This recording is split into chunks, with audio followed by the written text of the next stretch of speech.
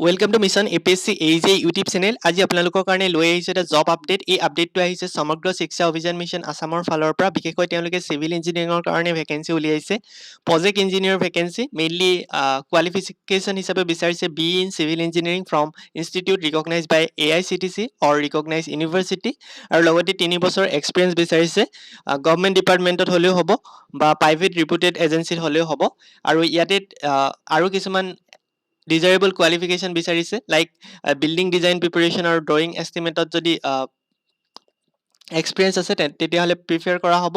আৰু তাৰ লগতে অট'কেডৰ নলেজ থকাটো ইয়াতে মেনশ্যন কৰিছে, আৰু MS অফিচৰ নলেজ থকাটো ইয়াতে মেনশ্যন কৰিছে।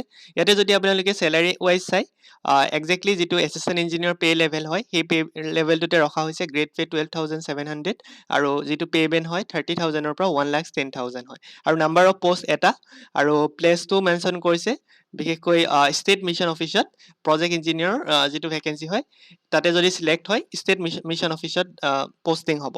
আৰু ইয়াতে মেইনলি এজ ৰখা হৈছে 18 ইয়াৰ্ছতকৈ বেছি আৰু 62 ইয়াৰ্ছতকৈ কম। আৰু ইয়াতে mainly online application will be receive from 19 February to 28 February, অৰ্থাৎ কাইলৈৰ পৰা আপোনালোকে এই পষ্টটোৰ কাৰণে এপ্লাই কৰিব পাৰিব। আৰু ইয়াতে লিংক যিটো ৱেবছাইট হয় সেইটো দিয়া আছে,